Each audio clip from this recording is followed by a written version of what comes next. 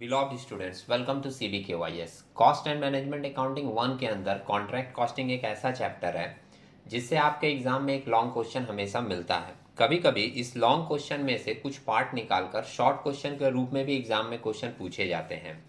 Contract costing को हम लोग जो अकाउंट बनाते हैं वो 3 पार्ट में बनाते हैं। फर्स्ट पार्ट में हम लोग फाइंड आउट करते हैं cost to date, second part में हम लोग फाइंड आउट करते हैं नोशनल प्रॉफिट, और थर्ड पार्ट में हम लोग उस नोशनल प्रॉफिट का डिस्ट्रीब्यूशन करते हैं पीएल अकाउंट और रिजर्व फॉर कंटिजेंसीज में। कभी कभी पूरा इतना सम्स नहीं देकर बीच के कुछ पार्ट निकालकर भी सम्स दिए जाते हैं और उसमें एस्टिमेटेड प्रॉफिट का एडजस्टमेंट भी पूछा जाता है। तो वो एडजस्टमेंट किस तरीके से होता है हम लोग एक सम्स लेकर देखेंगे, जिसमें आपसे पूरा कॉन्ट्रैक्ट अकाउंट बनाने के लिए नहीं बोला जाएगा, आपसे सिर्फ एक एडजस्टमेंट पूछी जाएगी और उस एडजस्टमेंट का किस तरीके से क्रिएशन होगा वो हम लोग इस वीडियो में देख रहे हैं। 2010 का ये क्वेश्चन है।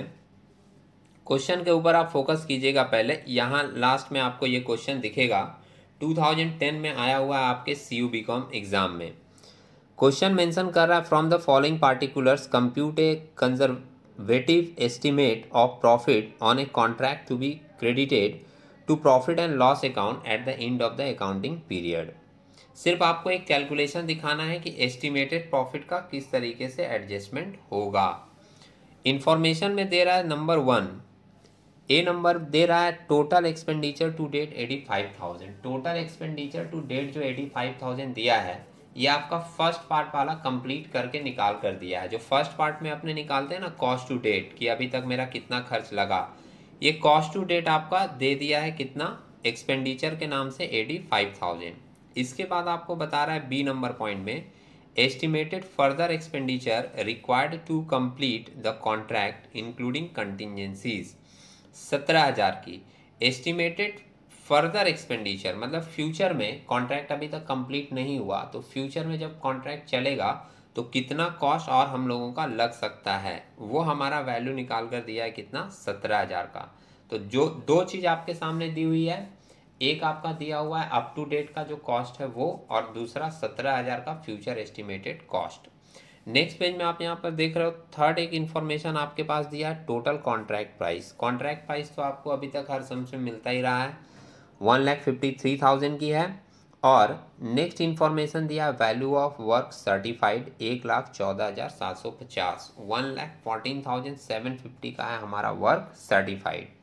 नेक्स्ट लाइन मेंशन कर रहा है cash receive is equal to 80% of work certified. तो जो वर्क सर्टिफाइड हमको पता है तो उसका 80% निकालेंगे तो अपने को कैश रिसीव भी मिल जाएगा। हम लोगों को निकालना है कि एस्टिमेटेड प्रॉफिट कितना होगा और एस्टिमेटेड प्रॉफिट का कितना part profit and loss account में ट्रांसफर किया जाएगा। ये सम्स के फर्स्ट लाइन में मेंशन कर दिया था। अब देखते हैं कि कैलकुलेशन किस तरीके से की गई है। सबसे पहले वर्क सर्टिफाइड हम लोग लिखें। वर्क सर्टिफाइड सम्स में दिया है 1,14,750।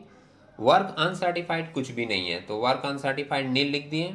1,14,750 टोटल में आ गया। इसमें से लेस कर देते हैं हम लोग अप टू डेट कॉस्ट, जिसको हम लोग टोटल एक्सपेंडिचर टू डेट बोलकर सम्स में देखे थे 685,000 का। ये माइनस करने के बाद जो 29,750 आया है ये है आपका अकाउंटिंग प्रॉफिट, या इसको हम लोग जब फॉर्मेट बना के करते थे तो नाम देते थे नोशनल प्रॉफिट। मतलब शॉर्ट में अगर आपको बताएं तो जो चीज़ आप सेकेंड पार्ट में करते थे नोशनल प्रॉफिट निकालने का वही यहाँ पर निकाला गया है।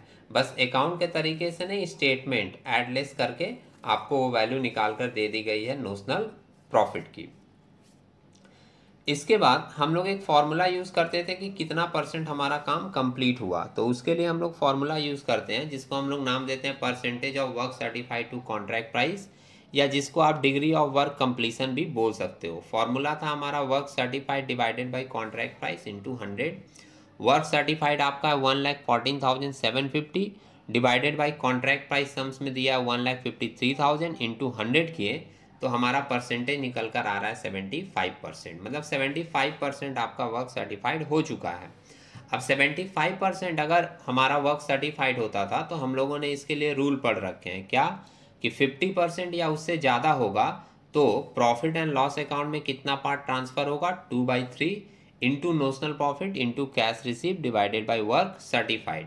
तो अगर मान लीजिए आप पूरा लाइन लिख कर करते हो तो आप ऐसे लिख सकते हो, यहाँ पे हैंड रिटेन मैंने किया है, आप देख रहे हो 2/3 इंटू नोशनल प्रॉफिट जो हम लोग निकाले हैं 29,750 इंटू कैश रिसीव के जगह हम लिखे हैं 91,800। ये 91,800 कैसे आया? जो हमारा वर्क सर्टिफाइड सम्स में दिया था 1,14,750, उसका हमने ले लिया है 80%। यहाँ पर मेंशन किया था कि कैश रिसीव है हमारा 80% ऑफ वर्क सर्टिफाइड, तो वर्क सर्टिफाइड का आप 80% कैलकुलेटर में निकालोगे तो आपको मिल जाएगा 91,800। और फिर इसको डिवाइड किए हम लोग वर्क सर्टिफाइड से जो सम्स में दिया था 1,14,750। ये कैलकुलेशन आप पूरा कैलकुलेटर में करोगे तो आपको वैल्यू मिल जाएगा 15,867। ठीक है, ये बुक में डायरेक्ट एक फिगर पुट कर दिया, किसी को कन्फ्यूजन ना हो इसलिए मैंने पूरा वहाँ पर लिख कर दिखा दिया है। वैसे आप इस बुक के हिसाब से भी पुट कर सकते हैं, कोई प्रॉब्लम नहीं है और आपको कोई कन्फ्यूजन भी नहीं होना चाहिए।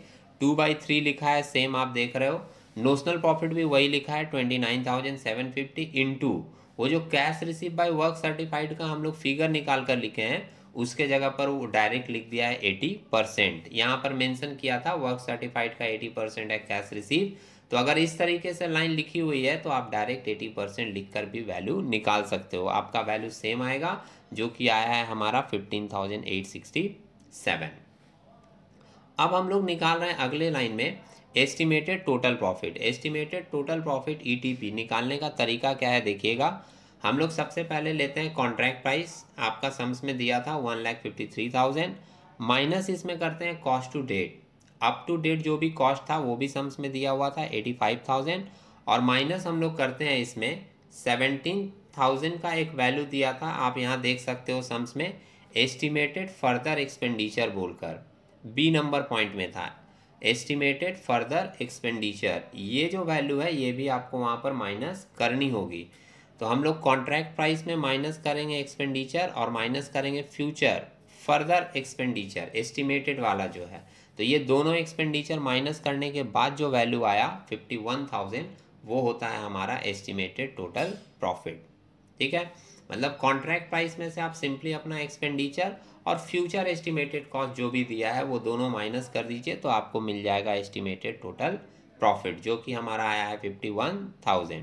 और अब हम लोग एक दूसरा फार्मूला यूज़ करेंगे और उस फार्मूला को यूज़ करके जो वैल्यू आएगा वो ट्रांसफ़र हो जाएगा प्रॉफिट एंड लॉस अकाउंट में। तो नेक्स्ट लाइन में मेंशन कर रहा है, आप देख रहे हो लिखा है profit to be taken into profit and loss account equal estimated profit जो कि अभी आप निकाले 51,000 इंटू वर्क सर्टिफाइड सम्स में दिया है 1,14,750 डिवाइडेड बाय कॉन्ट्रैक्ट प्राइस वो भी सम्स में था 1,53,000 into cash receive by work certified. आप फिगर भी पुट कर सकते हो या फिर इसके जगह पर डायरेक्ट आप 80% भी लिख सकते हो। अभी आप ऊपर देख चुके थे कि हम लोग डायरेक्ट 80% भी लिखते हैं तो अपने को फिगर सेम मिलता है। तो इंटू 80% करके कैलकुलेशन करके वैल्यू हमारा कितना आ रहा है 30,600। तो ये बात आप ध्यान रखिएगा कि अगर सम्स में कभी भी एस्टिमेटेड प्रॉफिट निकालने के लिए बोले तो आपको ये वाला प्रोसेसिंग लेना पड़ेगा, और जब भी एस्टिमेटेड प्रॉफिट निकलेगा तो उसके बाद ये वाली फॉर्मूला को यूज़ करके जो वैल्यू आएगी वो वैल्यू ट्रांसफ़र होगी प्रॉफिट एंड लॉस अकाउंट में। तो अगर लॉन्ग सम्स में भी एस्टिमेटेड प्रॉफिट निकालने का बात आया और पीएल अकाउंट में ट्रांसफ़र करने का बात आया तो हम लोग ये वाला प्रोसेस फॉलो कर लेंगे। और अगर कोई छोटा सा एडजस्टमेंट कोई शॉर्ट टाइप क्वेश्चन में ये चीज़ दे दिया तो आप इस तरीके से ये कैलकुलेशन कर सकते हो। ये कैलकुलेशन आपको और ज़्यादा बेहतर अच्छे से समझ में आएगा जब आप इसको नोट करके करोगे। तो आप लोग रिक्वेस्ट रहेगा हमारा कि इसको नोट करके कीजिए जिससे ये चीज़ आपको और ज़्यादा अच्छे से समझ में आए। इसी तरीके का इन्फॉर्मेटिव वीडियो मैं लेकर आता रहूँगा। हम लोग मिलते हैं किसी नए इन्फॉर्मेटिव वीडियो में, तब तक के